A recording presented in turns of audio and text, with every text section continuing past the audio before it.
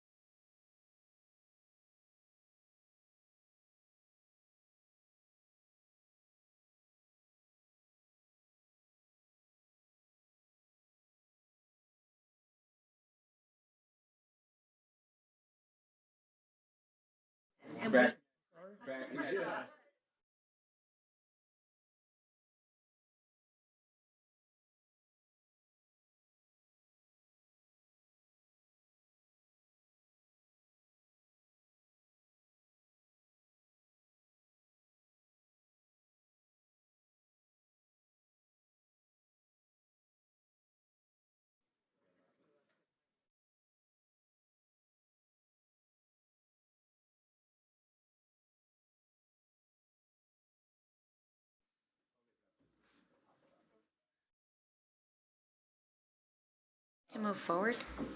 No, they're good. You look like, okay. All right. We are calling, what's today's date? March 29th. It's actually a budget workshop meeting to order, but the subject matter of this budget workshop as posted is the discussion of revaluation and fiscal year 2022-2023 budget as proposed by the town manager. And I will go to you, Mr. Ledwood. Thank you, Madam Mayor, and good evening, councilors. Tonight's workshop is dedicated, as the mayor said, solely to revaluation, specifically the impact that revaluation is having on our residential properties. On March 1st and March 8th, respectively, our superintendent of schools and acting town manager both presented what we felt were fiscally sound budgets that continue to provide outstanding services that are critical to maintaining our quality of life and our standing as one of the nation's premier communities. As a summary, we proposed a 1.85% increase in town spending, a 3.29% increase in school spending, a 9.67% in capital financing spending, totaling an overall 3.06% increase in overall spending. You'll recall last year we did recommend the use of $4.1 million in ARPA funds to offset lost revenues due to COVID, leaving us with a revenue hole to make up for the upcoming fiscal year. Therefore, we were requesting a potential 4.65% tax increase for fiscal year 23 prior to revaluation. This year, West Hartford was scheduled for a revaluation, which we are subject to every 5 years by state statute. All 169 cities and towns are subject to revaluation every 5 years. This year, there were 37 cities and towns around the state of Connecticut who were going through revaluation, West Hartford included among them. Our assessment process concluded in the fall. Notices were mailed to all property owners in November. Informal conferences were held in December, and owners had the opportunity to appeal their assessments up until February 18th. And then our assessor's office has been holding hearings with all of those folks that appealed throughout the month of March. As we've discussed previously, this year's revaluation resulted in a $781 million increase in our grand list. $644 million of that is in real property growth. Most of this growth is a result of the increase in our residential real estate values. The challenge we face with this year's revaluation is that there was not a consistent increase in real estate values across our entire community. We have seen home values that are at the more moderate level increasing significantly. In Elmwood, we have 3,600 homes. 451 of those homes saw an increase in their value of over 30%, resulting in potentially large increases in their property taxes. On the flip side, we have over 3,500 homes who saw anywhere from a decrease in their value to a more modest increase in value of 6.5%. And we use 6.5% as a barometer because it's at that point 6.5% and lower. Those homes would see an overall decrease in their taxes under our current budget proposal. So we'll allow Joe Dakers, our assessor, Patrick Sullivan, our property appraiser 3, and Peter Privatera, who are going to walk us through a PowerPoint presentation, which we have hard copies of, and we will post online. And we will be open for questions and answers following their presentation. We will also talk through options for the council to consider. One option would be to do nothing and allow the revaluation to proceed as normal. The second option would be to consider phase-in options, which would smooth out the tax increases for those households who have seen significant growth in the value of their homes over a certain number of years. We could do that over 2 years, we could do that over 3 years, we could do that over 4 years. If we do a phase-in, that will result, as you'll see, in an increase in our proposed mill rate, which would then reduce the tax increases other parts of town would have seen. The third option, which is really not an option, because it would require legislative action at the state level, would be to defer revaluation for another year. And even if we could do that, next year could be just as bad, as if not worse than this year, as the real estate market for more moderately priced homes continues to escalate in town. Of course, regardless of the option we end up with, we will continue to remind our residents that we have several tax assistance programs available for our residents, especially those on fixed incomes who are most affected by changes in property taxes year over year. These include abatements for our seniors, our residents who are disabled, as well as our residents who are veterans. So at this point, I'll turn it over to you, Joe. Before you do Oh, that, Mr. sorry. Nadia, we just need a roll call. Oh. Sorry, Nadia. Thank you, Madam Yeah, Mayor. no, it was me. So, Ms. Billings-Smith, Present. Ms. Blanks, Present. Mayor Cantor, Here. Mr. Cortez, Here. Mr. Davidoff, Here. Ms. Fay, Present. Deputy Mayor Sweeney, Mr. Winograd, Here. and Mr. Zanowitz. Here. Thank you.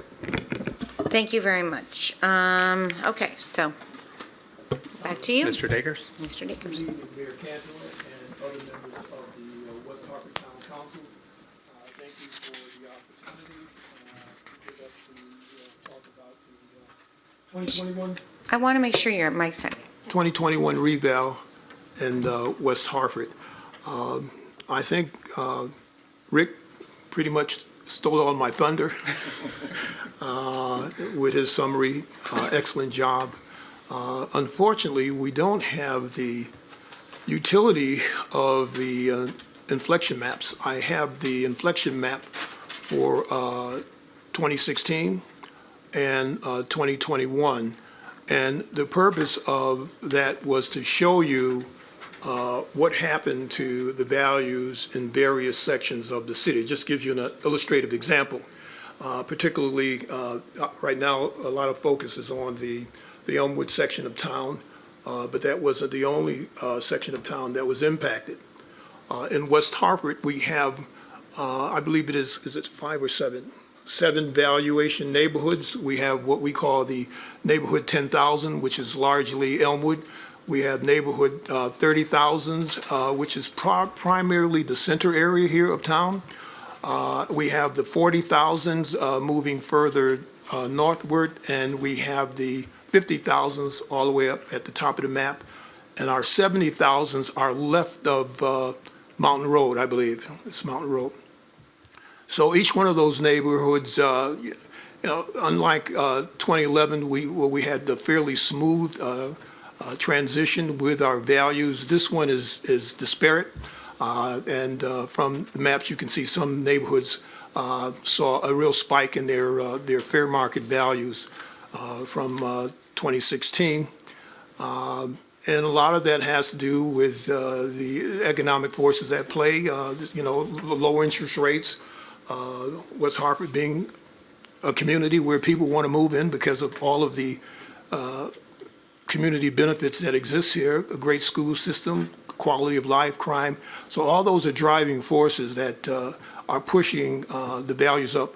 To say the least, the pandemic is certainly one of the elements that are involved in that.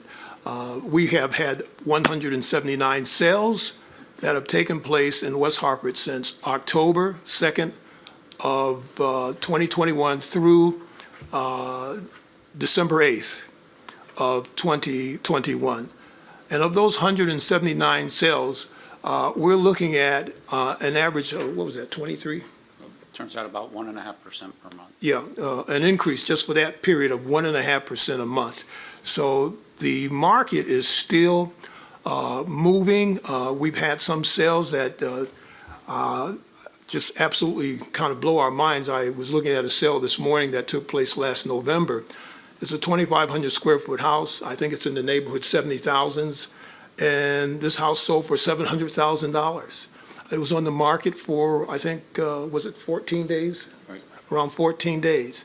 And it's just, we can't support numbers like that. We don't have enough empirical data to actually model our valuations off of that. It's just a real challenge for us. But in any event, as Rick pointed out, we have submitted our implementation letter to the Secretary of the Office of Policy and Management, Secretary McGraw. We also submitted our performance support. They're on file in the West Hartford Town Clerk's Office, along with, I think, in essence of about 1,500 sales. And this is just some of the technical backdrop that make it a little barring to not implementing the revaluation short of some kind of legislative action. I've never seen that done in years, but nothing is impossible, I guess, based upon some of the legislation I've seen in the past. So I've gathered information in response to some of the questions that I have received from Rick prior to this meeting. And the narrative here tries to respond to that.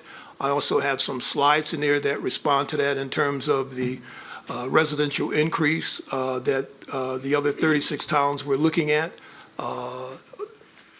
with their revaluations. Some of the towns didn't have that granular information, so I've labeled those RP, and the ones that are the residential only is labeled RE. And West Hartford's increase was 14%. There's a couple of outliers there, but I think what you'll find with a lot of these towns is that when you look at their nameship, what you'll find with their census of property types is that they have a high level or high percentage of entry-level housing as opposed to West Hartford. As pointed out in Rick's summary, I think we have about 3,600 parcels in neighborhood 10,000. So if you take East Hartford, for example, I think East Hartford's increase is like 28%. Manchester is in the, I think they're about 24%, as my memory serves me. And both of those communities have a higher census of entry-level housing than West Hartford does.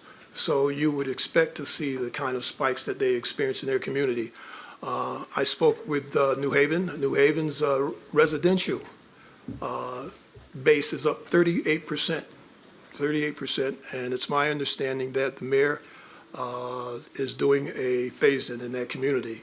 Hartford is still up in the air about it. I think the mayor doesn't want to do one, but I think the council is interested in doing one to try to mitigate some of the pressures on the local property owners, and Manchester is considering it.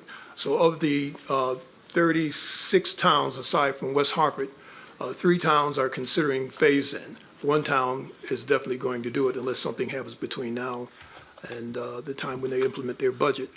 But all of the other towns, it was never mentioned.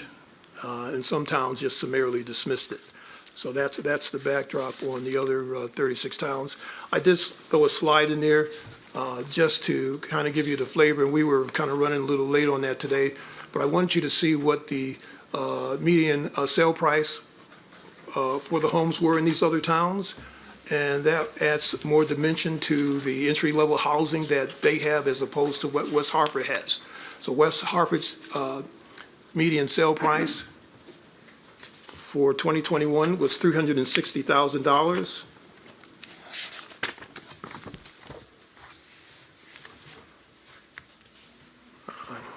That's why I wanted them on the same page. Let's see, take Columbia. Page 7 of your.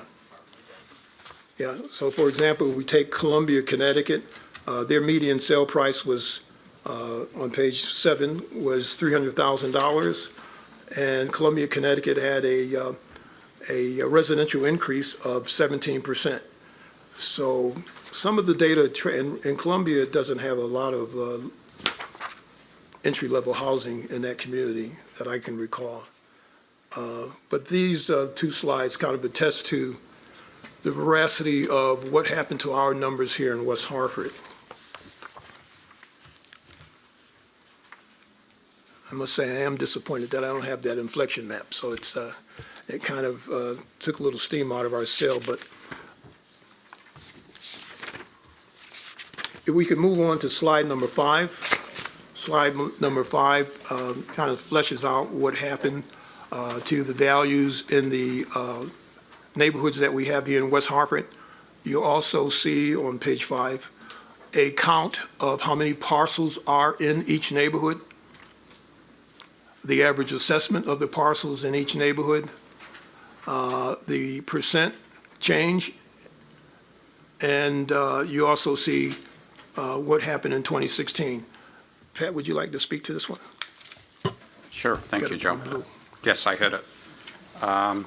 So we're hoping, like Joe said, to have the map to coordinate this with the map, but we'll just give you a summary.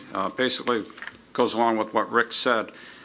If you see the lower valued neighborhoods, the 10,000 series, which is Elmwood, the average increase there is 23%. The 50,000s, which would be north of Albany Avenue, Aiken School, Northveld School, they went up 18%. And those are two of the lower valued sections of town, more moderate housing. And the more expensive houses, the 70,000s, which is west of Mountain Road, they went up a little less than 10%. Their average assessment is $389. So for each section of town, you can see that the lower assessed houses will get a larger burden, tax burden as a result of the revaluation. And we put a column in there for 2016, so you can see that's to show you that every revaluation is different. Typically, there's a shift in the tax burden from commercial to residential or residential to commercial. That's not the case this time. You can see that the residential neighborhoods went up 14% and the green list went up 12%. So there's really minimal shift between property classes. It's really within the neighborhoods, where the neighborhoods had a much tighter percent change in 16, but the tax shift went to the commercial base a little bit more in 2016.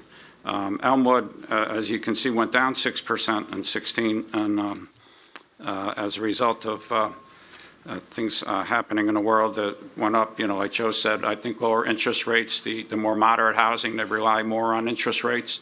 More expensive houses, more people would pay cash, or they don't necessarily put 20% down. The sale price, the house is more important than the actual sale price in some cases. Do you have any questions so far? All right. Any questions? Mr. Warner? Oh, you do? Yeah. Oh, Yeah, okay. we also have them online, so we can. Okay, so Okay. as far We as... don't know that it doesn't identify necessarily the 10,000, the 30,000, 40, 50, Right, 70. so, So- and on page 5, these are just numeric names for our neighborhoods. The bottom of page 5, I put a description in there. So the 10,000s are Elmwood, everything from the Newington line north to I-84. The 30,000 neighborhoods run from I-84 to basically Farmington Avenue, and from east to west, from Hartford to the Farmington town line. And then we move up to the 40,000s from basically Farmington Avenue up to Hartford Golf Club on the eastern border and Albany Avenue on the western border. So that's the the southern part of that district is walking distance to center, and the northern part is up on Albany Avenue. The 50,000s are north of Albany Avenue and east of Mountain Road, and the 70,000s are west of Mountain Road all the way. So that should cover the districts, and we have like 50 neighborhoods total in town, but we have them segregated according to these 5 valuation groups. So if you're looking at the map, you can see, I don't have a map here, so I'll just roll with it. I think it's this map, it's pink, red, and purple or blue are increases above the 12% was our average increase. Pink, yellow, and blue, you can see it's predominantly in the southern part, and then up even a little bit north of 84 on the eastern edge of that district. That's where the bulk of the increases are. And if you, thank you. If you go up to Aiken School and King Philip, you can see that's the other section in town that experienced a larger than average increase. In the center of town, did not experience the typical increase for the past two revals. The 2011, 2016, we had green and red colors. I don't know if you had that, but the past two revals, the center of town was just red, 100% red. So this time it's a little more modest increase. So that's fortunate for that district. And other areas, for the last reval, the Hartford Golf Club neighborhood was red on that map. They experienced larger increases, and this time they only went up a couple of percent, 5 to 10%. So basically, that's what revaluation is equalizing the tax burden. All we're doing is valuing each property in town, and there's typically a shift. Okay. Thank you, Pat. Mr. Winograd? Just to add to that, can you talk about the condos and apartments as well? Because I know the condos are not included on the Right, we heat did map. not put condos. And I noticed that condos actually went down a lot in various areas. Depends on the complex. Okay. Yes, on average, they only went up a couple of percent, 2 or 3%, but we had complexes that went up 30%. Okay, so it's a variety. Do we have that information? Does that get included in this, or is that sort of a separate? No, Counselor, the focus was on the residential component of the grand list, and we did not include any information on there. But I can tell you that the apartments, we have 92 apartment buildings in town, and the apartment list is up 15.5%. That sector of our property class has performed well during the 2016 revaluation, and it continues to do so, evidenced by some of the new construction, obviously, that we see going on in town. If you want to migrate a little bit to commercial, certainly the commercial list on average is only up 7%. And we had a lot of shifting within that class. I think I spoke to the Finance and Budget Committee at some point, and we spoke about what we saw in the healthcare industry. We took a substantial hit on those properties, and I can tell you that that is a result of the pandemic, where people largely wanted their loved ones at home. They didn't want them in this congregation-type housing, and now these cottage industries that were out there, they're really flourishing because they have in-home care. So they have people that will come to your home and do all those things, so you don't have to go outside your home. And that has had an adverse effect on the skilled nursing facilities, the continuing care, retirement communities, and so forth. The industrial sector of our commercial property class is doing extremely well. That was up 20%. It's a small component to the overall list. We don't have a lot of that stuff. A lot of single-tenant users. We do have a couple of large complexes, Wire Mode, I think Triumph, and Coates. But Coates is another story. So let's see. LeGrand, but let me just clarify. The apartments, multifamily homes less than 4 units, right? It's 1, 2, 3 unit, I think, are in this map, right? Yes. And anything 4 and above are included in the Yeah, five and above. 5 and above, that's what I'm sorry. So, yeah, 4 and under are in here, and 5 and above are in the other class that you grouped together as 15.5% as apartments going up. Okay, so we'll go back to Mr. Winograd. I'm sorry, just one more, just, so on the condos, are they separated out because I know we have, obviously there are condos that are just in apartment buildings, but then we have Schoolhouse Lane, what was We, that area, or the reservoir that are, I don't think they were on your map because they're condos, but I'm just wondering, Right. do we capture No, those we- anywhere in? We did not put condos on the map. We can get you the percent change for each condo complex, that's no problem. Well, I'm just curious, in total, like, how many condos are there, and, we have about 67 condominium complexes in West Hartford, and I think we're hovering somewhere around 2,300, I think a little over 3,000. we're about 2,300 condominium units specifically. okay. I'd be curious what their average impact on them was, just to see Okay. kind of where they fit into this whole picture. Okay. Just to follow up on Mr. Winograd, when the reservoir, the homes in the reservoir, which I don't know if they're classified as condos or on the one, remember when we were going out there every week to talk to them? Because their values went up so high, and they did have largely, there are a lot in fixed income, and a lot rose very substantially. Are those on this, or are those considered condos? Those are condominiums, Okay. they are. And so you have a kind of like a hybrid of within that property class at that reservoir. So you have the flats, the apartment type units, and you also have the freestanding housing. So we had a number of sales, it wasn't many at the time, but as a result of those sales that were below market prices, that was the catalyst for a lot of phone calls to us that, our properties are overvalued. But what we also found out integral in some of those considerations are obviously property taxes is a concern, condominium fees are on the rise. And so when you start coupling a lot of these things together, it prompts people to want to change direction in their housing. And, but we've also had subsequent sales that we can share with you with the condominium information that are market rate sales. So we don't have a plethora of declining values over there, as one might say. The flats never do as well as the freestanding housing.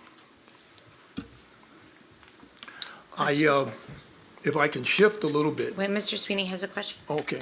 So I just wanted to make sure I understood what you said to Mr. Winograd in regards to the 15% in apartments. So are you saying that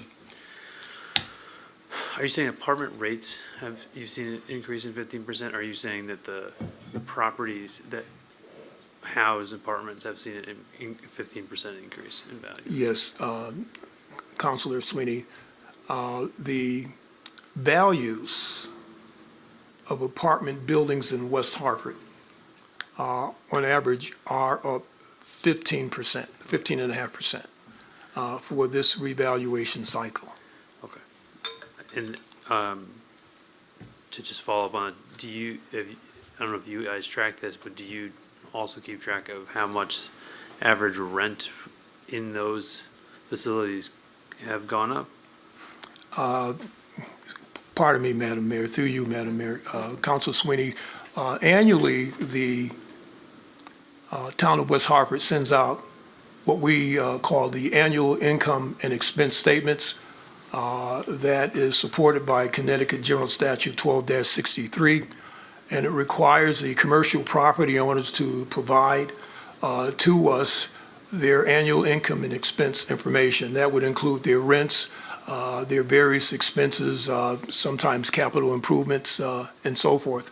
So from those documents, we can extract expense ratios, we can extract market rent, and certainly we take a close look at them because sometimes some of them don't really measure to what the market is dictating. And in cases like that, there may be some extenuating circumstances. Through you, Madam Mayor. So you do have that information, we can compile it somewhere. I just want to understand, because while we do, which is a great thing, we have a great fluctuation of new people coming in. We want to make sure that our property value and rent are somewhat connected in the sense of how they increase, right? Like if your property value's gone up, totally understand the landlord has to adjust because they have to pay new taxes, so on and so forth. But like, we don't want things to outpace one another, particularly if we're looking to attract, young families here, because that's kind of what we're hoping with these new apartments. And I think Madam Mayor and I talked about, there was a really good 60 Minutes segment a couple weeks ago about this growing issue across America where we don't have enough apartment or affordable units. And I think there was another recent article about that here in Connecticut, where we are outpacing, or we're not at pace for the need for people at that level. And I just want to make sure that we're keeping track of that while we talk about the single family. I think you talked about how all these other communities that are listed on here have a better inventory for first-time homeowners. So Yes. thank you, Madam Mayor. Thank you, Mr. Sweeney. And the multifamily homes went up potentially more than the apartment buildings in some areas in town. I mean, we don't know Can you or speak to about that. The 2 and 3?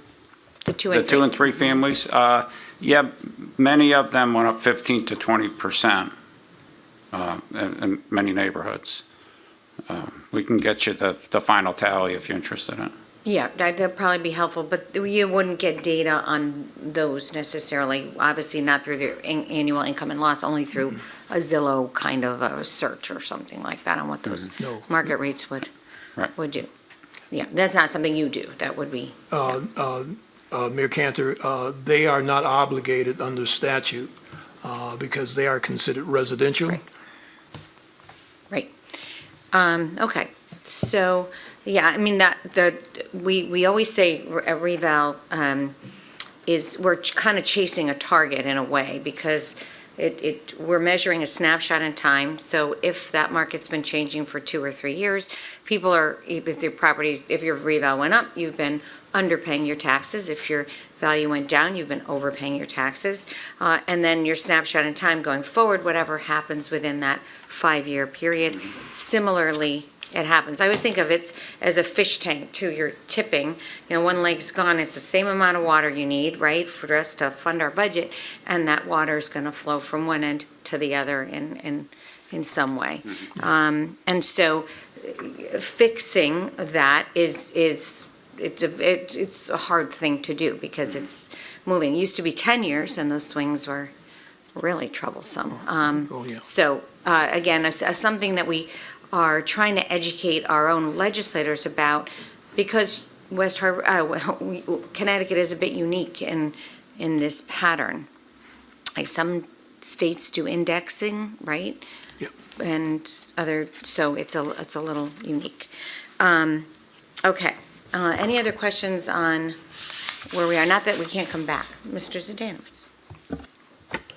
Well, I don't know if this is the right time, but maybe you can help me understand how, it almost looks like a quarter of the town is red.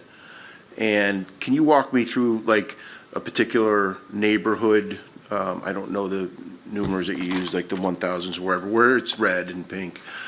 If not every house has sold in the last 5 years in this particular neighborhood, so you're applying evaluations on how many houses, and how does that affect if, and I can't really see the streets here, but say a street in Aiken area in the King Philip, if 3 houses sell on one street, how does that affect, what's the cause and effect of the entire neighborhood, and how far does that expand? Because if a house sells, and I think you used an example earlier, if it wasn't in my neighborhood, one is very similar to that, where I know for a fact that the house hadn't been updated since day one of it being built in '64, and people came in and redid the entire house to make it, and it sold for a lot of money. So how does that affect, so in that, again, if you can give me an example, like a neighborhood, you're not, other than permits, and I don't know if you work on those as well, some houses, I'm just trying to understand how an entire neighborhood gets red if only 20 houses sold in 5 years, or 10 houses sold. I don't know that number, but does that make sense? Does that? Sure, yes, no problem. So we delineate the town into neighborhoods, so Aiken Schools, so that's our, we'll call it neighborhood 53,500. So we would look at all the sales in that district, and that basically runs from Albany Ave up until Simsbury Road, and from Hartford Golf Club to North Main Street. So if 3 houses on Lyman Road sold, we wouldn't just take those 3 houses and value the rest of Lyman Road. We would look at all the sales in that district.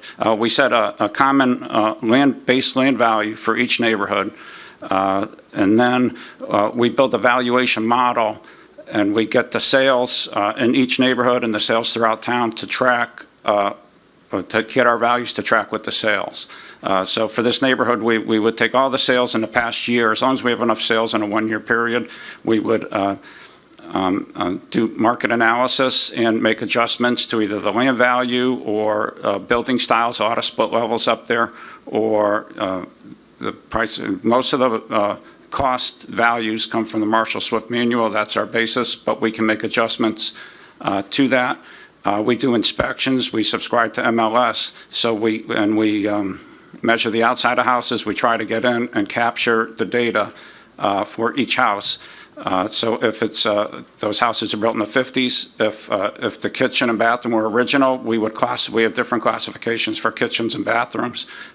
We would classify it as original, or if it's updated in the 80s or 90s, it'd be a typical kitchen at this point. And if it was in the last 10 years, we'd put in for updated and put the year of the update, and assess an adjustment factor for each of the classifications, and we get our valuation model to track with the sales for that neighborhood. And we do that throughout town for every neighborhood. If there aren't enough sales in the 1-year period, we go back 2 years, but in this case, we really have to look at it closely because the market really took off the last 2 years. Councilor Zdanowicz, if I may just tag on to some of the things that Pat said. All of our final numbers are driven by arm's length transactions. For this, we have a plethora of sales. I believe we have 1,500 on record that were used for the 2021 revaluation. But to your point about the properties that did not sell, and once we establish our models and our CAMA system, which is a computer-assisted mass appraisal system, and we calibrate that model to emulate what's happening in the marketplace, then it now looks at similar properties in the community and it applies those values to them. There are tweaks to that number. This house may have some different conditions than another house, so we have coefficients or flat adjustment factors that are part of that system. So at the end of the day, we don't have any manual process. There is some subjectivity to it because we're reading the market data and we're interpreting what it is that we're looking at to calibrate the model. But everything is driven by sales. And early in our training, one of the things that we learn is that Latin term ad valorem. And our numbers are, it's just based on that transaction, and taxes are ultimately based upon the value of the fair market value of the property at a given point in time. And that does not dismiss some of the other concerns about affordability, but that's how the process works. Thank you. If I can add one more point, Joe. And our final aspect is we have to report sold, unsold property. So we do all the sold property valuations. And for the state of Connecticut, we have to demonstrate that we treated the unsold properties the same as the sold properties. That's part of our certification. Okay. All right, so now, Mr. Cortez. Through you, Madam Mayor. So when you were explaining how you come up with the numbers, rather than using like the 50,000, you broke it down more. So it's actually like a portion of that neighborhood. Mm-hmm. You break it down even smaller, and then that's how you kind of come up with the value increase. Correct. So our 50,000s, we'd have two neighborhoods. 53.5 would be the part I just mentioned, and 54.5 is our neighborhood around Hall High School and Norfelt School. It goes from Mountain Road to North Main Street, east and west, and then Albany to Bloomfield Town Line. So that district has just two neighborhoods in it. Thank you. Thank you, Mr. Cortez. And that is because the houses are built around the same time, there's similarities between them? And Yeah, we delineate the neighborhoods, many subdivisions, so there were two separate subdivisions, and the houses west of North Main Street, they are a little more valuable than the stuff east, so we can't group them into one. We try and delineate according to value. Thank you. Okay.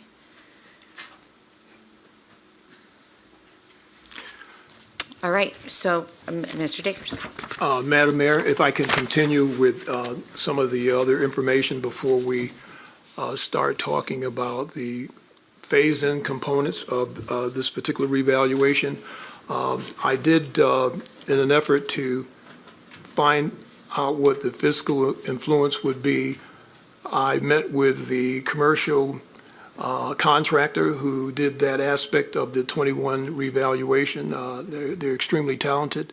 And I also met with the Vision Government Solutions. I just got their material earlier this morning. And they quoted me for 23 revaluation a cost of $287,000. The cost for us for 2021 was $233,500. So there's a market increase, but I think that that number is inaccurate because they also cited in their estimate, and this is merely an estimate because they don't have any specifications as to what the project would actually look like yet. So they're in an attempt to try to help us out here. But my suspicion is that once you extract the commercial costs associated with their estimate, that their numbers would be south of what the cost was for 2021, and primarily because a lot of our data is still fresh. So there's not any wholesale changes, some minor updating of the tables and so forth. Can I just ask a question? So are you saying if we were to redo a revaluation, if we were to reassess Yes, ma'am. in 2 years, it would be, you think the base cost of that would be higher based on, you're talking to the same, but, right? Yep. Okay. Yeah, Go ahead. Madam Mayor, the base cost would be less based upon the preliminary information I have now. We had a budget of, I think, approximately $600,000. And, this is the base cost that they're talking about, but this doesn't include all of the associated costs with the revaluation, the printing of the new property record cards, the mailing of 20,000 or so notices, the costs associated with hearings and additional inspections that will be required for any new sales transactions that would be included in that revaluation. But I think overall, the cost would be less than what it was for 2023 because the time frame is so narrow. But not substantially less. That basically, you said 233,000 for 2021, and 2023 would be? Well, 2023, they gave us an estimate of 287,000, but that right. is flawed because it doesn't include a commercial component. I would suspect that it would probably be around 180,000 for the residential component, plus the $95,000 cited from the commercial contractor. Commercial contractor's cost for 2021 was $120,000. So his cost would be about 23% less than what it was for us in 2021. So rather than a $600,000 reval cost, it might cost about $500,000 or something Yes, like ma'am. that? Okay. All right, thank you. Okay, so again, and that would be 2 years. You would need about a year and a half to prepare for that. So we would need to make that decision pretty much now. And it's not indicative now that things have changed very much, correct? Right, okay. All right, I think we might have slides. Oh, I'm sorry. I didn't want to cause any interruption. You can always cause interruptions. We got the map? Thank you. Let's go, she's gonna pull it up. Yeah, don't leave yet. Stay right there. Excited Sit now. next to Rick. All righty, there we go. Yep, we're good. Thank you. Yeah, I think we're good. May I say one thing? There's a merged map file in there. Yeah. And so it gives these two maps side by side, if we can bring that up. I know Remember, AJ oh, on here? Yes, Yeah, AJ we has set it probably up. can. No, you're not disrupting, you're assisting. Stop. So that would be on. Oh, what year was that? 2016? Wow. The whole town's got it. Looks like that. Can you snap them? Yeah, you hit them like that and they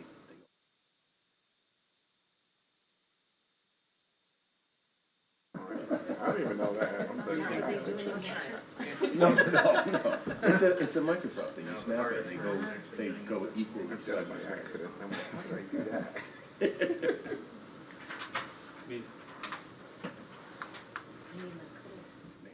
Left, hey, the So you left, need a bigger screen and then you.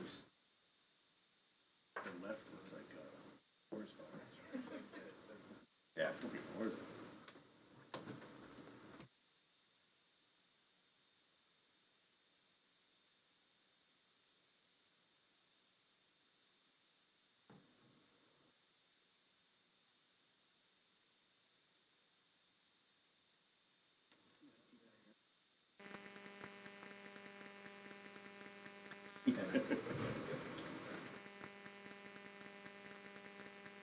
Put a good word in with Jared for you.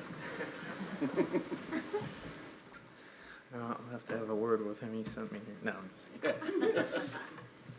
This guy connected.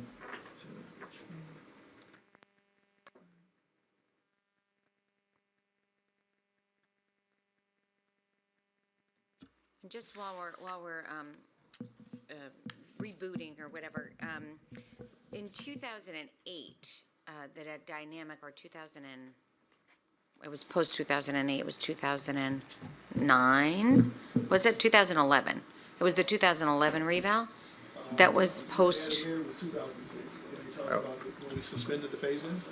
right, that was the, when we introduced legislation to have a phase-in, that was us, actually West Hartford did that.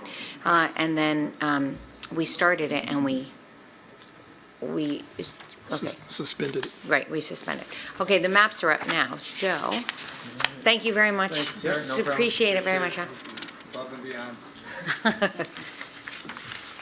So, well, I think you Go ahead. okay. I think you have this is an area here that we saw the values go down as much as 10% overall? Right, on average, they went down 6% for the last revaluation. The district south of 84, and this time they're getting on average, 23% increase, pretty much right up to the eastern part of town.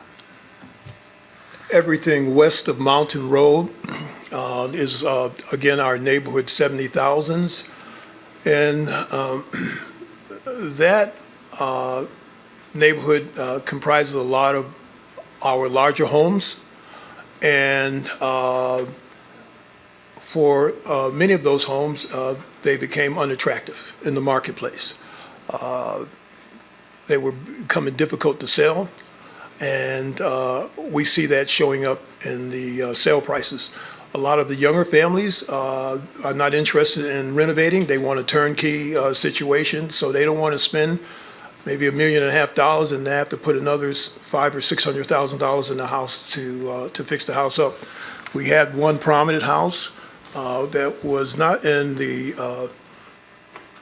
70,000s. It was in the 50,000s, I believe, on Prospect Avenue. At one point in time, the property was on the market. It was one of the estates that we have in town here. It's in excess of 12,000 square feet. The property languished on the market for over 5 years. They initially were asking for about $5 million. And I believe the property sold in January of last year for 1.3 to a couple. It's the old Sullivan Mansion on Prospect Avenue. It's a very nice house, but it's dated. But the quality of construction is just about superior to a lot of stuff that I've seen in this community. When you have steel carrying beams in the basement and the mahogany trim, it's a magnificent estate. But it sold for $1 million, and of course we shuddered when we saw that because a lot of property owners looked at that and they want to now migrate their values to that. We did not use that as an arm's length transaction for a variety of reasons. Anyways, the other piece, if I may, Madam Mayor, is there was some discussion about deferral of the revaluation, and so we did investigate that, and that in effect would require us to revert our data back to the 2020 grand list database. It would be an enormous project. I spoke with Vision Government Solutions to see if they can do anything for us programmatically to affect that. That is not the case with them. They would have to have a good crew of data entry people to do that work.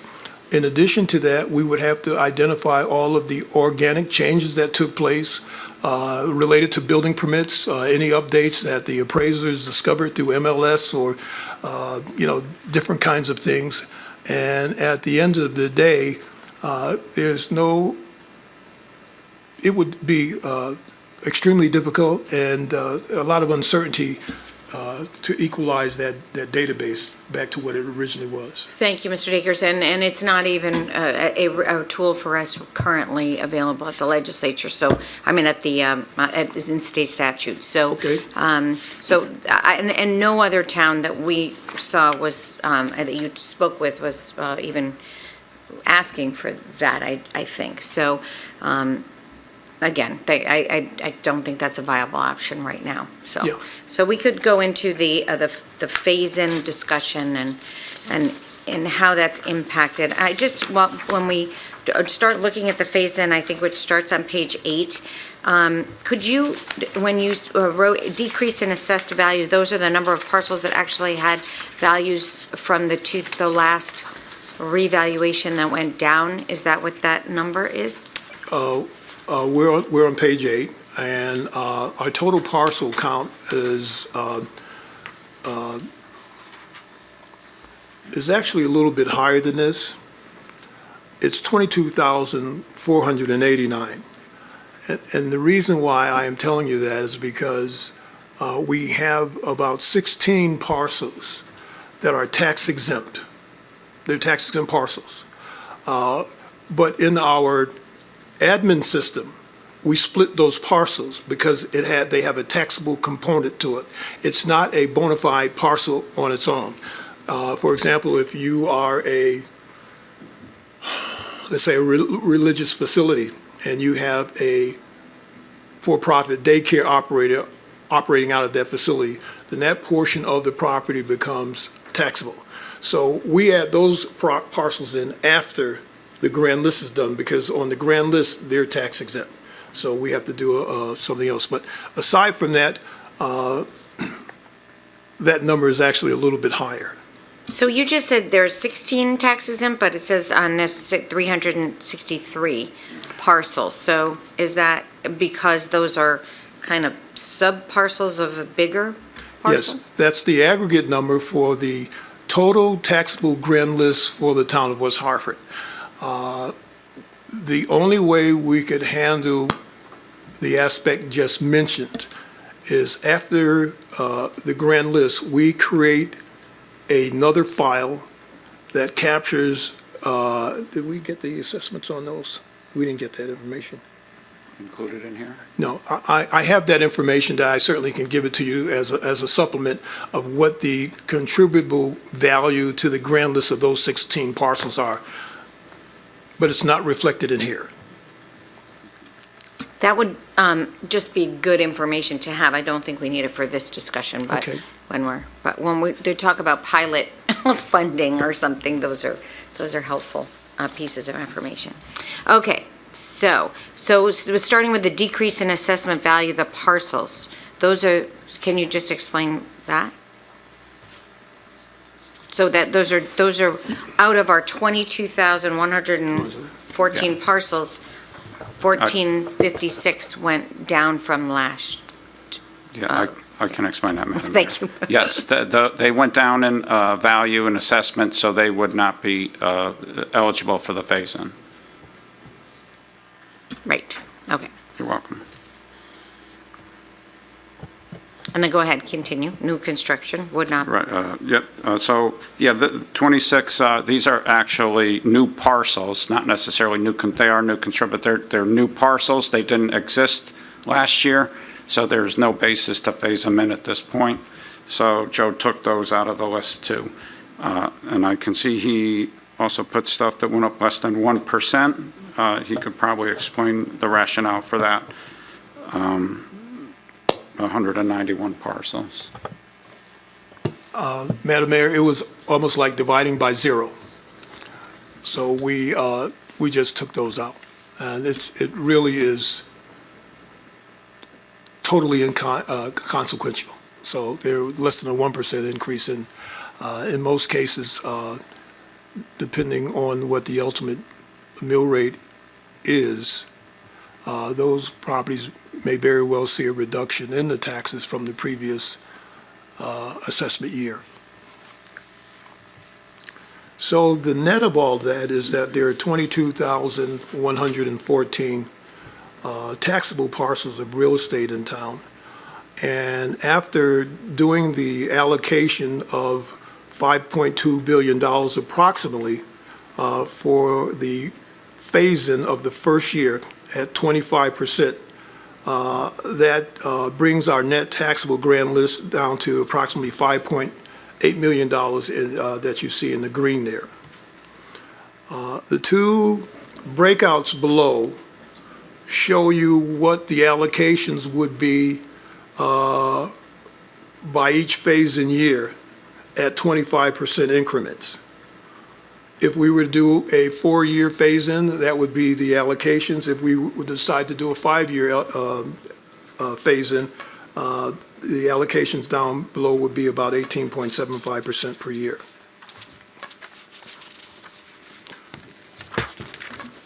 As we move up to page 9, we have primarily the same basic calculations in terms of those properties that had a decrease in assessment value, new construction, and increased assessments less than 1%. In this particular case, we have a net increase in the net taxable grand list because more of the increase from the revaluation will actually show up in the net taxable grand list as opposed to the 25% factor. And in the brackets below is the same calculations for a 4-year phase-in or a 5-year phase-in.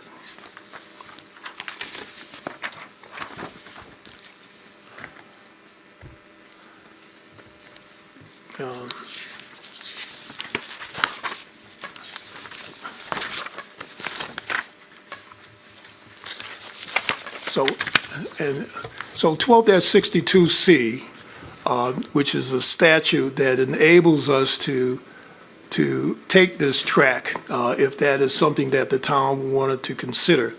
The real limitation is that it has a threshold of 25% So you can't phase in less, you have to start off with that as a base. But subsequent to that, you may decide that you want to do 30% of whatever the rationale is for doing that. You have a lot of latitude in that area. We chose to do 25, 50, and 75, or should I say 50 and 75. The 75% phase-in program yields the largest net taxable grand list because you're capturing more of the increase from the 2021 reval on those 20,000 properties. And here again, in the last two brackets, you can see what those allocations for the residual, the 25% that is left over either 4 years or 5 years below.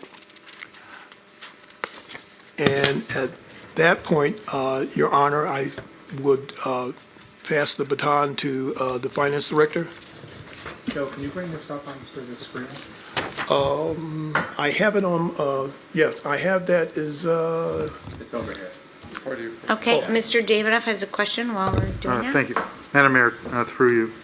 Mr. Diggers, so I understand where you got the number, the $5.8 million, okay? Where did you get the number, or 5.8, the $766 million number? Where does that number? So I'm on page 8, the second grid. yeah, Where do you get that number, 766,650,160? that's How is the, that calculated? that's the assessment increase across the board.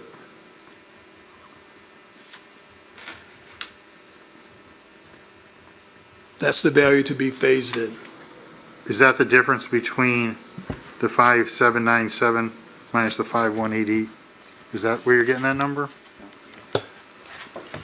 Mr. Davidoff, I believe that's the difference between the 2020 grand list and the 2021 grand list for residential properties.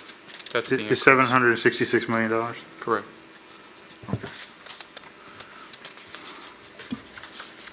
I just didn't know where that number came from. Yeah, it's so. not, I don't think you can see the calculation here. Is that a percentage of the total taxable? Is that that number come off the total taxable number?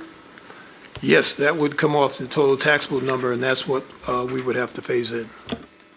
That would be the assessments or the mill rate, right? And that's where that 766 comes from, right? Off of the 5.7 billion. Right. Just bear with me one moment here. Yeah, if I may, Joe, Okay, go ahead. the 766 represents the increase in the assessed value of the properties from the 2020 grand list to the 2021 grand list. So basically, if we wanted to phase that in over a 4-year period, we'd divide that by 4 and add it to the 2020 grand list to get the new taxable grand list for next year. That's where that number comes from. Okay? You look puzzled. Everybody's good? Sure, certainly. I didn't follow that. Repeat that. That represents the increase in assessed value from the 2020 grand list 2020. to the 2021 grand list that was the revaluation grand list. And a phase-in by definition is basically taking that amount and phasing it in over the next 3 or 4 years. Okay. So what Joe did, he took that amount and he divided it by 4 at a 25% phase-in, and that shows you every year how much you would add the following year to the phase-in. That's what that represents. Okay. Thank you. So that 766 goes off of all the plus and minuses here from the previous, right? Yeah, that's the total increase. Yeah. From the 2020 grand list to the 2021 grand list for residential property. Should I, Okay, so I think, yes, I already have a question, but yes, go Okay. on the next sheet. Okay.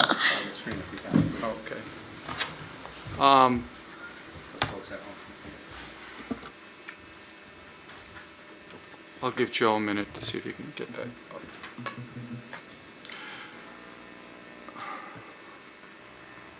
Mr. Davidoff. Through you, Madam Mayor.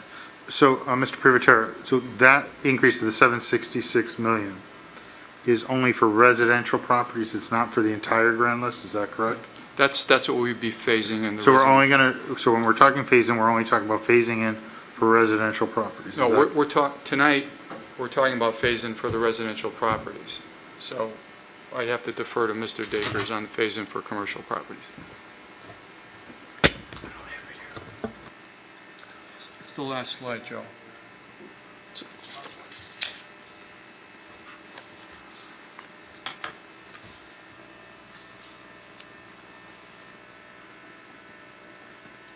We just copied the maps over to here, so we didn't bring the PowerPoint.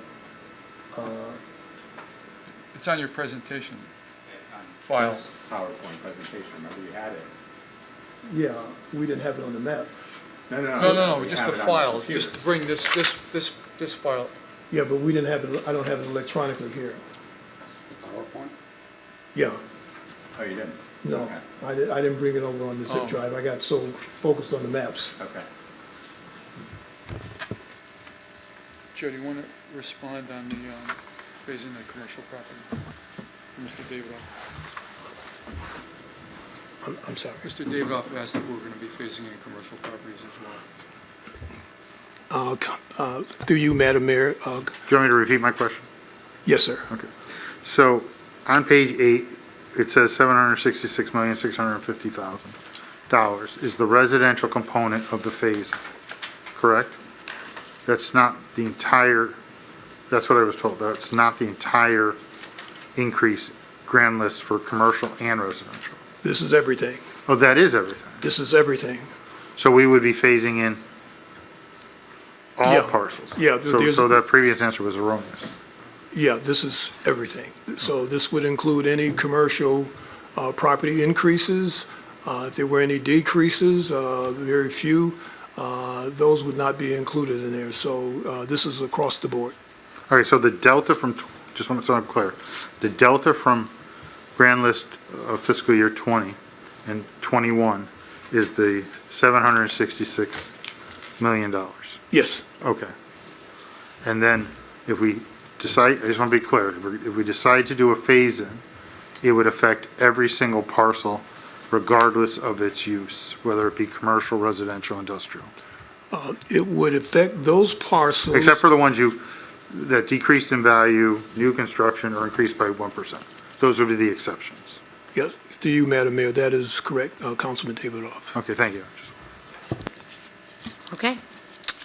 All right. So now to the the worksheet that you don't have a slide for that. So we're just going to look at but we can post that. Okay. I don't really understand this, but okay. You went over it. Well, the individuals, why all the decreases, I don't get that. Okay. Yep. All right, so let's, I'll try to explain it. well, I do and I don't. I have Yeah. questions. Okay. I was asked to try to take all this information that Joe had and parse it down into potential impacts on individual homes. And Mr. Dakers provided me with a file with like 18,000 parcels in it, so I had to do a little digging. But basically, as we all understand, a phase-in is basically taking value from this year and pushing it out to the new years. And when you do that, you decrease the grand list. And if you don't change the budget, when you decrease the grand list, you have to increase the mill rate to compensate for that decrease.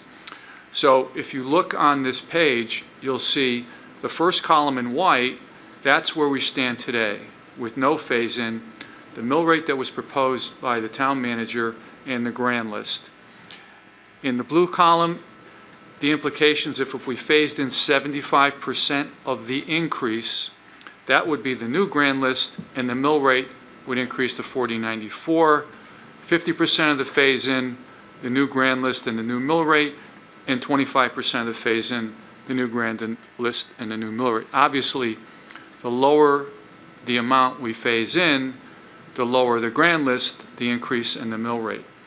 And as Mr. Ledwith mentioned earlier, for properties that increased in value up to 6.5%, for the most part, those homeowners are going to get a reduction in taxes under the first column scenario, simply because the mill rate's going down considerably.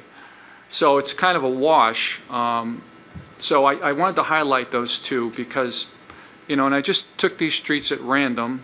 This people that live on this particular house on Thicket Lane, if no phase-in is executed, their value is going up 3%, but they're going to see a reduction in their taxes simply because it's a byproduct of the reduction in mill rate.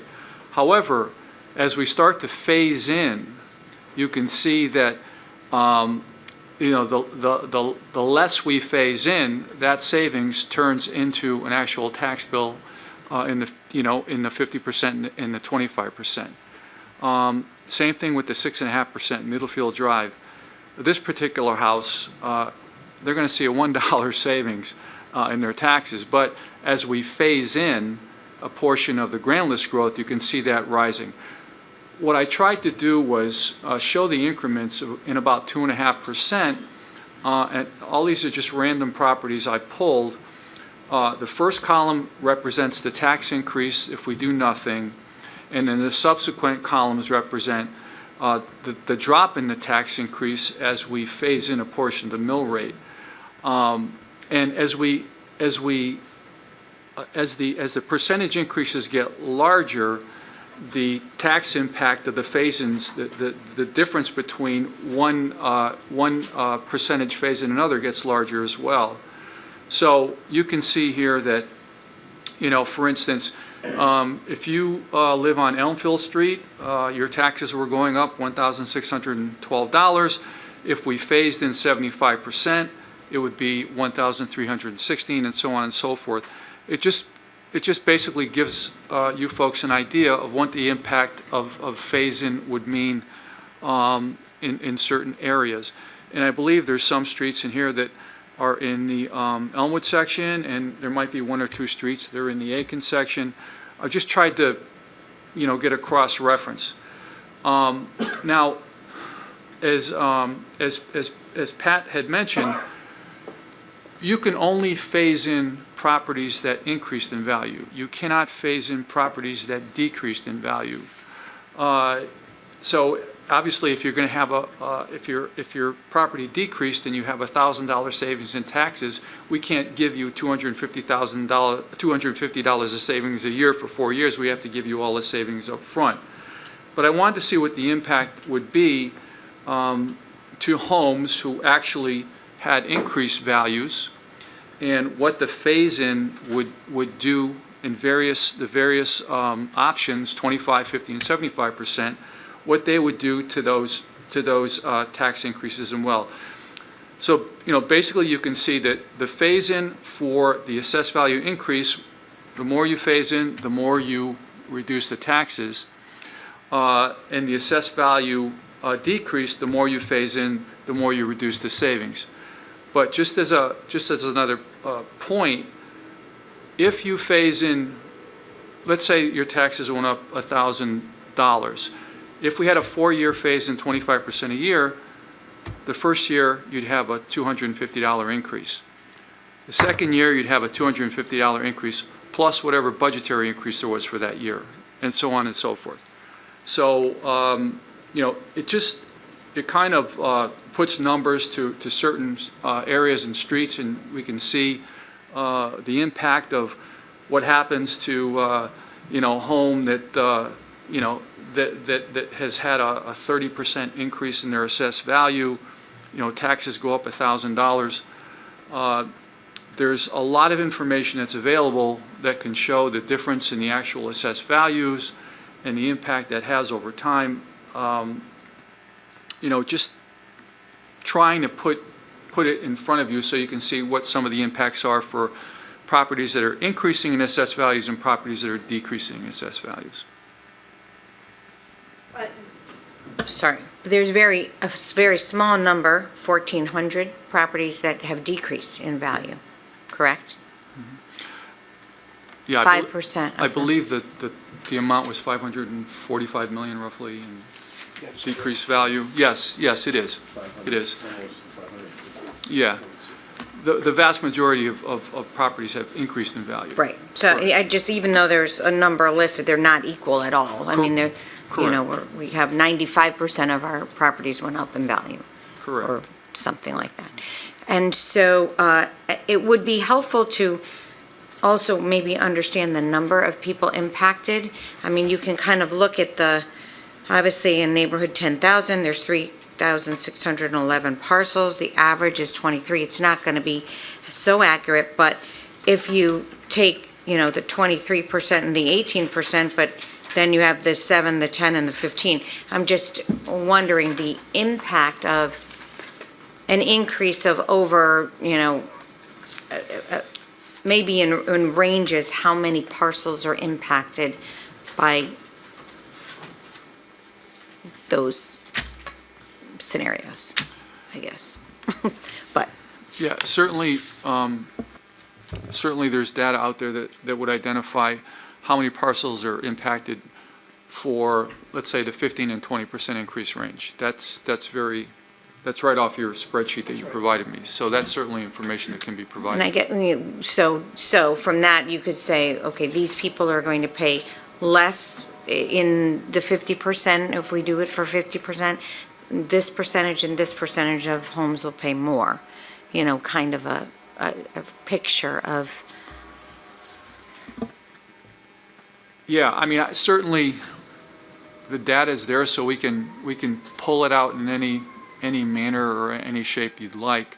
Again, the purpose of this was to show the impact of reval on the mill rate and on the grand list and on just a handful of properties that we identified. Thank you. Yeah, no, it's a good visual. Thank you. All right, questions, thoughts? Mr. Winograd? I'm confused by the distinction between towns that, properties that lost value and gained value. Because obviously the mill rate is universal. So if we're taking 75%, using the 75% one, under that scenario, we're taking 75% of the change in the first year.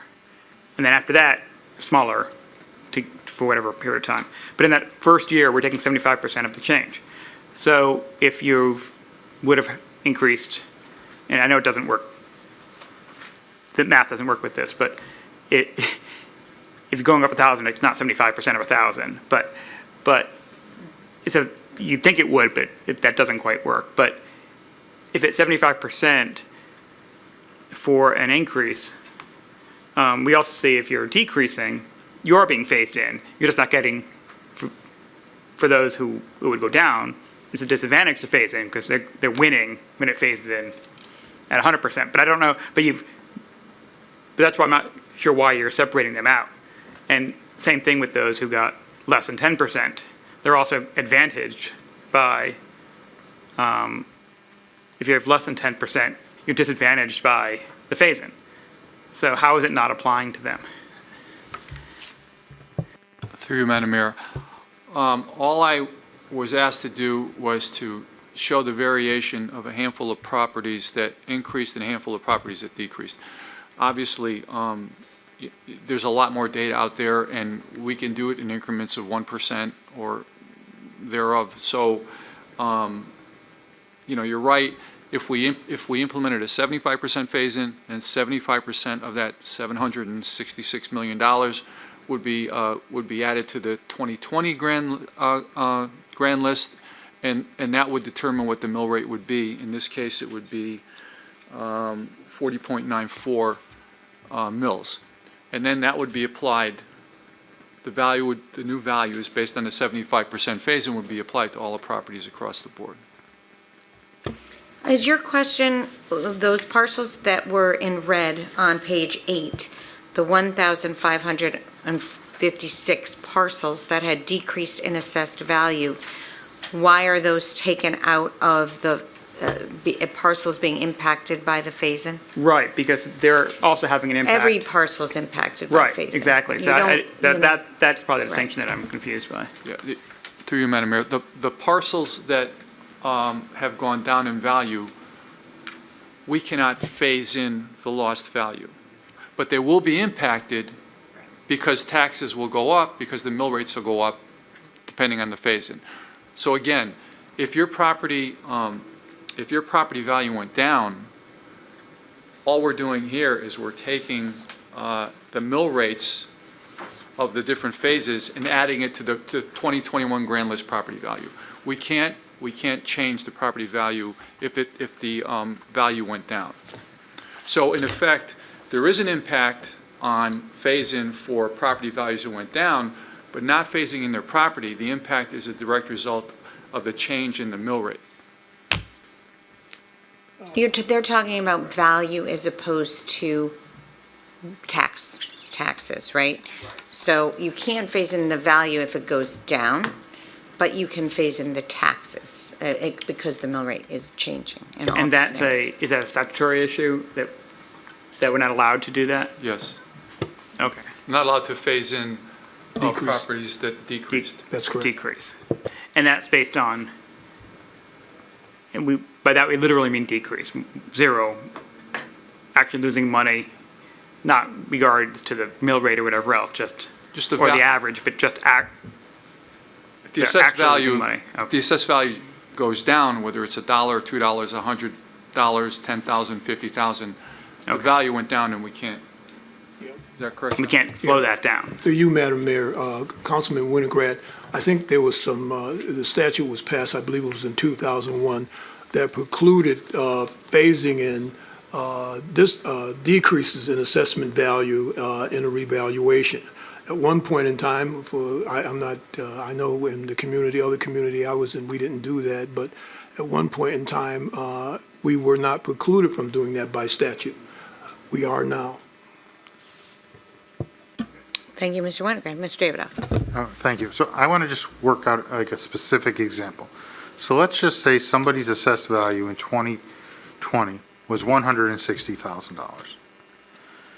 Let's just say it increased 25% to $200,000 in this current reval.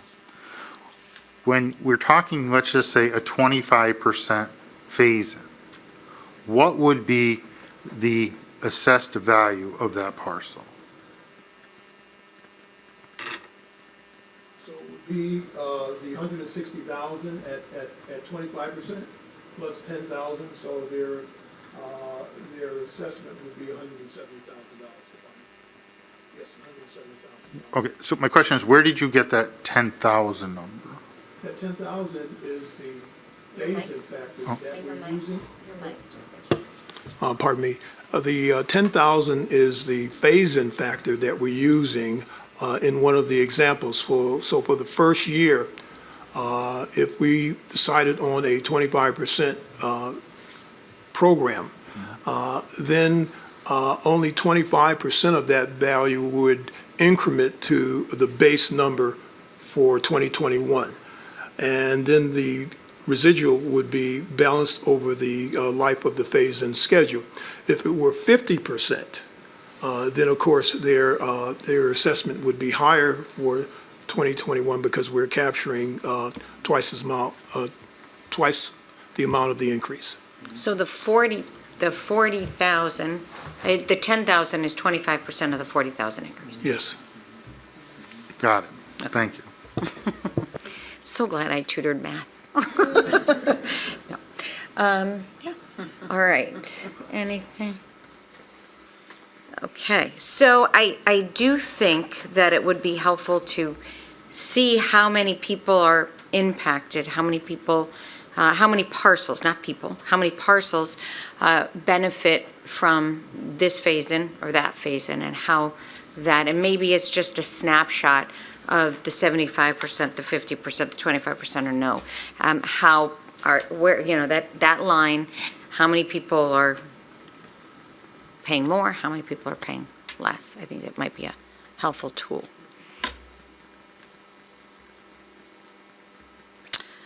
And Mr. Dakers, do you have? Can I add to that? Sure, Mr. Sweeney. I think one of the things that we struggled with at the beginning was usually we do have some sort of average, right? And I think to your point is kind of on top of the amount of people, maybe based on the areas or the 10,000, 20,000, 50,000, maybe there's a way to do an average in those particular categories on top of the amount, so like the amount of people and then the average potential increase, or not potential, but increase in those scenarios would probably be helpful, I think, just so that we kind of have a snapshot with all of those different scenarios. Is that? Through you, Madam Mayor, yes, we can do that.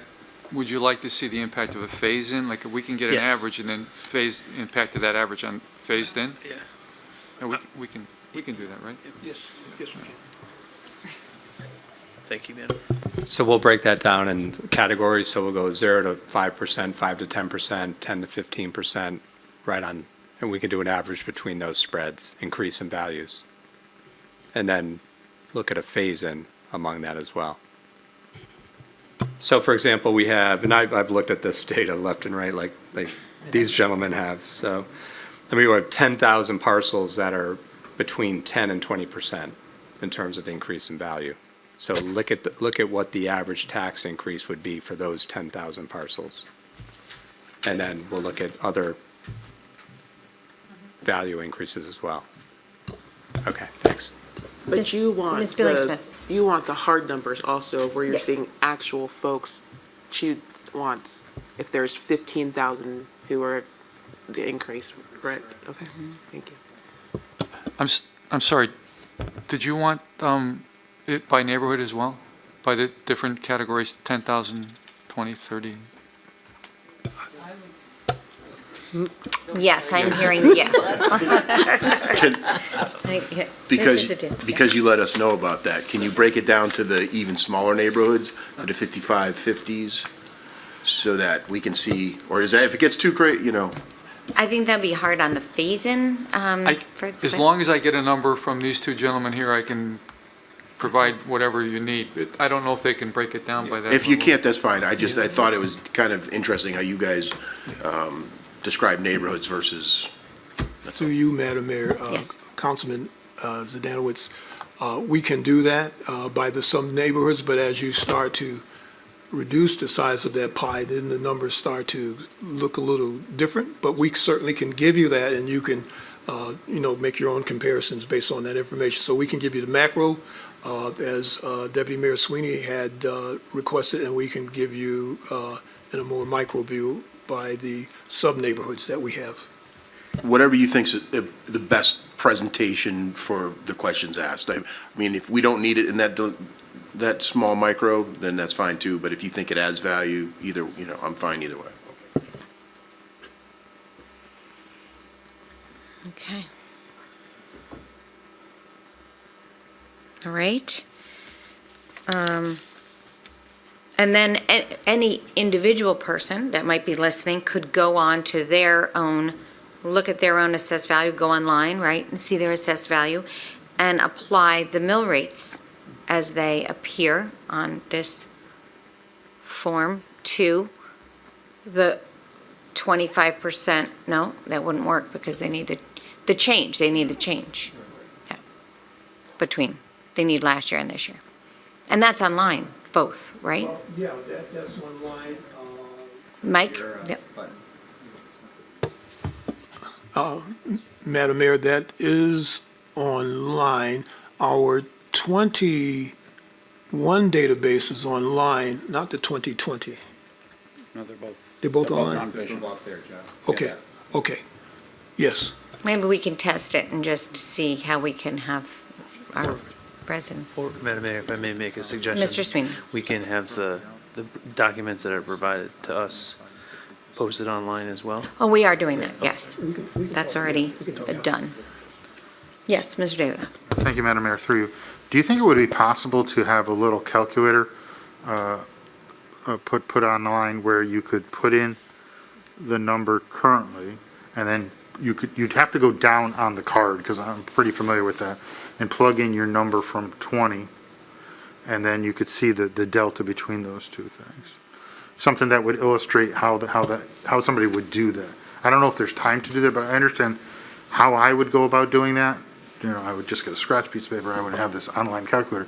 But I think there could be a way where people could pull that number, because right now you have it in the grid below the description of the property, where you have the assessed value and the appraised value up at the top, okay? So what I'm saying is, if we had a little calculator formula that would you just tell people, you plug in this number here, A, and you can show them, this is where you get A, and you could multiply it by this, and then if it was a phase-in number, you would need to know what the 2020 number was, okay, and what the phase-in rate was, and then you would get a number, and then you would be able to see for yourself what that calculation. Since I don't write computer codes and formulas like that, I don't know how much work's entailed to do that, but that's basically, in order for people to see that calculation, I think that's what would be necessary. So the data is already there on your page. The question is how we can manipulate the data in a formula so people could see the deltas. And I don't know how complicated that would be. And bottom line is, what value does it I mean, we need to decide. We're not bringing that to the public to vote. So, unless there's a referendum, but it won't be on phase-in. So I don't know how valuable, it sounds like it would be a pretty big commitment.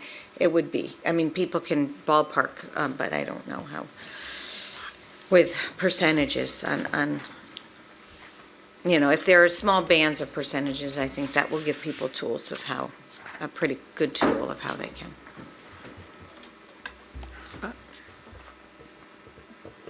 Through you, Madam Mayor. Yes.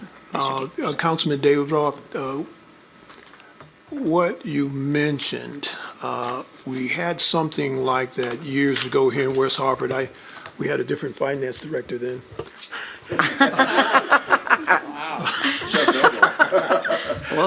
But we did have an online calculator, but it was a basic process. It didn't have some of the nuances that we're speaking about this evening.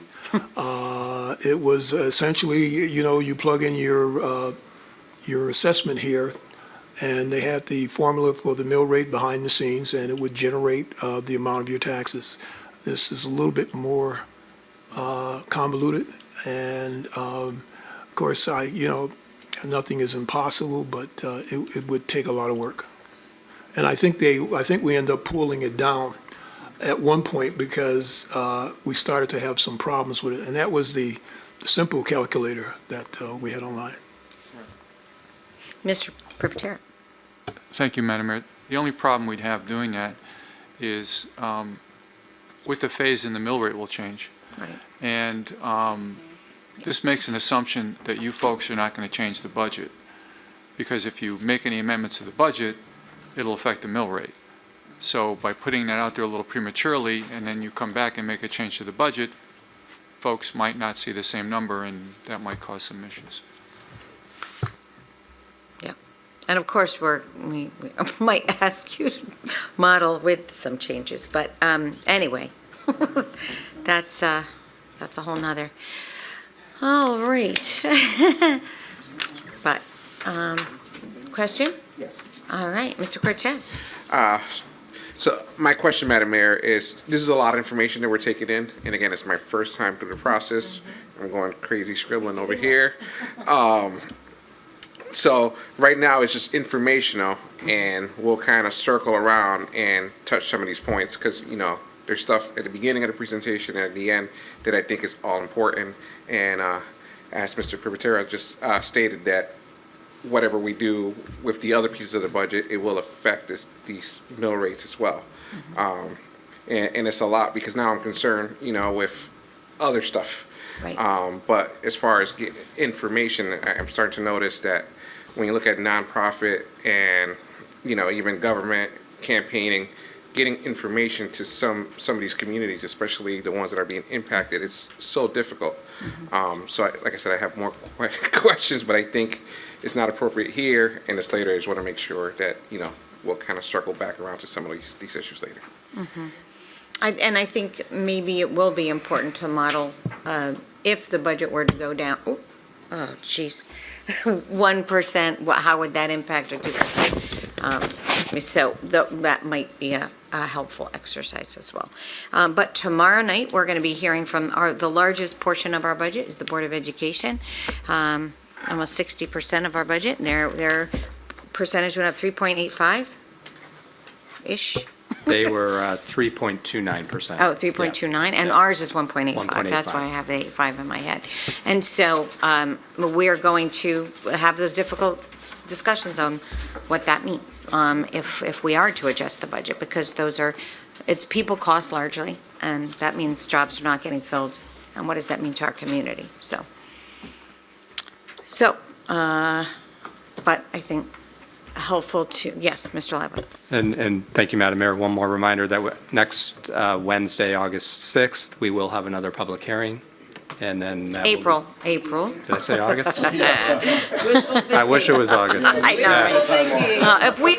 If we're doing the budget till August, I don't want to repeat that year. April 6th, we will have a public hearing at 6:30 in the council chambers, followed by a budget workshop with our public safety, public works, and our health district. Is it a 6 o'clock public hearing? I thought it was 6. 6 o'clock public hearing, 6:30 budget workshop. And it's 6 really, p.m. and this, I think what we're all seeing and hearing, it's very confusing for people. And everybody has a different scenario, and so it, and again, it's that, yes, Ms. Fay. Yeah, just a thought just came to me, because it is there's lots of moving pieces here, and to try to come up with a general formulaic kind of thing for people to apply is very, very difficult. It just kind of reminds me of pricing a lot of life insurance and retirement products with all the actuaries, right? And investment rates and basis points and this and that and hedging and all these things, and nobody could never understand how the pricing was done. So we sort of boiled it down to develop a loose rule of thumb. So if the price goes up by 5 basis points, this means if you invest $100,000, this is the impact. Is there any way to, not that they can hold us to the exact dollar amount, but if I had a $300,000 house and my valuation went up 10%, then that means my taxes went up at this mill rate, this much, this much, this much.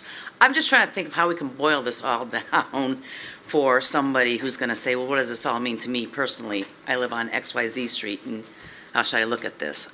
I don't know if there is a way to do that, but we were able to do that, and it wasn't to the penny, but it was to the dollar or to tens of dollars. Through you, Madam Mayor. Again, the only problem we have is, it's very simple. We have column A, the 2020 grand list, column B, the 2021 grand list, column C is the difference. If we phase in 25%, we take column C, divide it by 4, and add it to column A, and there's your new taxable assessment. But the problem is that when we change the grand list through phase-in, it changes the mill rate. So we'd have to put mill rates out there, again, which would be premature before you take any action on the budget. So there is a way to do it, but it would be a little misleading, maybe? And that's why we did get a couple of emails, I think Rick and I did, on why didn't we put on an average scenario? Because there is no, it's really, an average is very misleading. So there might be a more common scenario then, but that it's challenging. So, and again, the assessed values are supposed to represent the value of the property that the owner owns now, or October 21.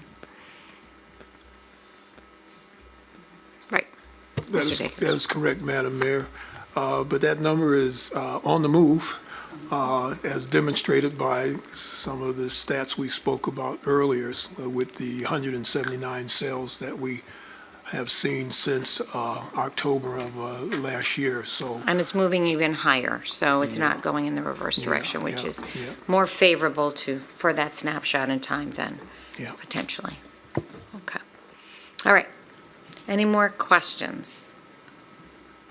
And we're going to have time at the end to package it all together, but you got to kind of put the pieces out there because, yeah. But I am very grateful for all the work and time. I know all of this was not easy to put together and demonstrate to people that aren't experts in this field like you all are. So we really, really appreciate your work and making it as clear as Thank you. hopefully. Yeah. I tell you, Unanimous. I tell you, Joe, if I'm going to get a tax increase, I want you to tell me. You're very soothing and cool. And if I'm going to get it, like, you're going to want to tell me. So I appreciate April it. Yeah. 25th. Joe, put it on your calendar.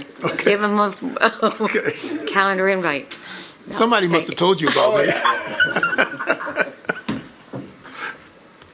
Awesome. All right. Again, thank you so much for all of your hard work. I know on the end, after reval, you want to just kind of take a breath, but it's becomes now the real work, right? So, for us. So, thank you. All right. And with that, I don't think I need to make a motion for adjournment on this, so we are adjourned though. And we will see you tomorrow night, 7 o'clock. The Board of Ed Finance team is going to present their budget to us. We will just do a quick overview.